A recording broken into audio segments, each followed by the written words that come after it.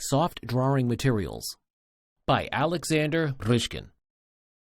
Мягкий материал, в отличие от карандаша, он Soft drawing materials are very sensitive to pressure, maybe 10 or 20 times more than a graphite pencil.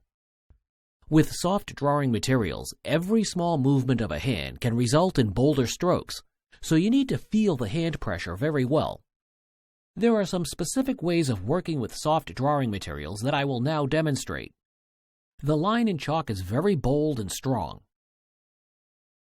It is a good practice to soften lines with a finger or cloth.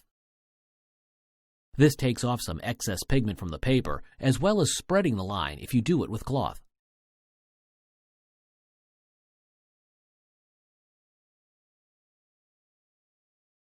There is a method of spreading the line not lengthwise but sideways. This way, the pigment will smear to one side of the line, leaving other side clean.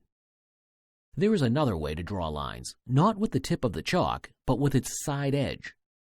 In this case, the line can be slim and uniform, or if you rotate the chalk along the way, you could achieve varying width of the line. There is another way of using soft drawing materials. A chalk can be ground, the pigment dust collected into a box, and a cloth dipped into that box to draw with dust on paper. This gives nice and soft midtones. Then, using an eraser, one side of such a toned area can be corrected. This way, it is possible to draw with only values without lines.